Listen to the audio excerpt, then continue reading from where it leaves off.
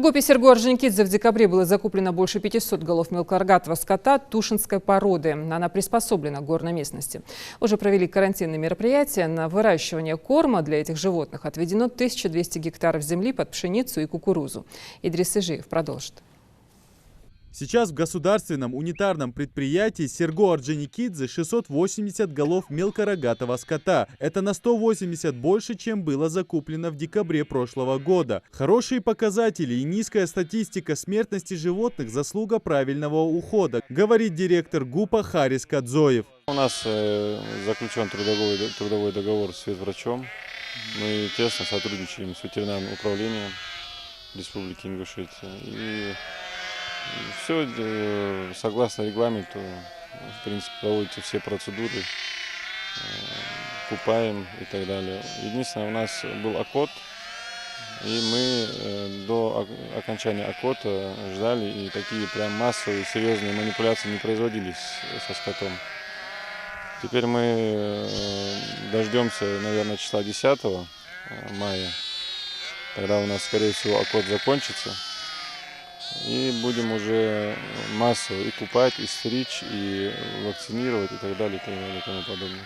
Для правильной адаптации животных здесь провели большую работу. Порода была выбрана тушинская, ведь, как показывает практика, эти овцы лучше всего приспособлены к горному климату Ингушетии. После завоза были проведены все карантинные мероприятия.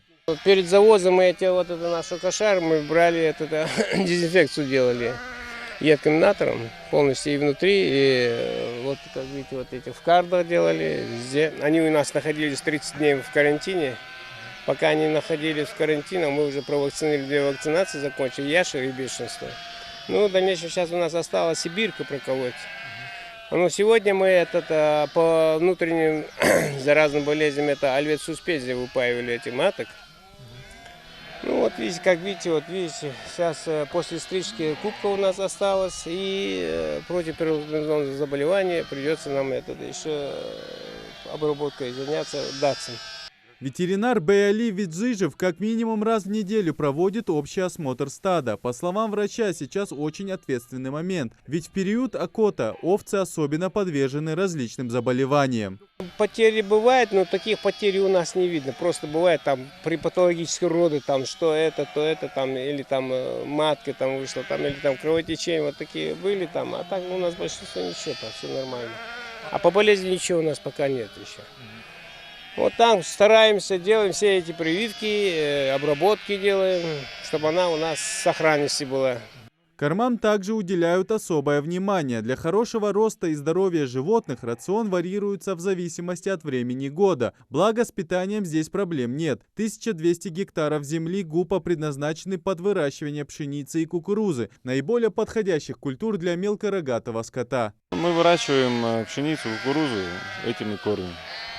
После покоса пшеницы, кукурузы остаются солома, сено и так далее. Сами все своими руками, как говорится.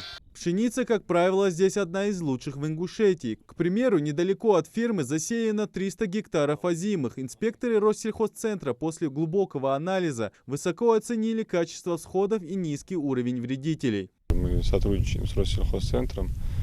Они приезжали, смотрели, взяли анализы. Вроде все хорошо идет, но мы каждый день, допустим, проверяем, как-то контролируем, ну и предупреждаем, так скажем, проблем. Сейчас все силы брошены на культивирование земли перед посевной кампанией. Всего требуется обработать больше 800 гектаров земли. Хорошие показатели урожая и состояния скота позволят планировать расширение предприятия, однако выводы делать пока рано. Впереди, по прогнозам синоптиков, одна из самых глобальных проблем всего сельского хозяйства – засуха. Идрис Ижиев, Магомед Белакиев, Новости 24.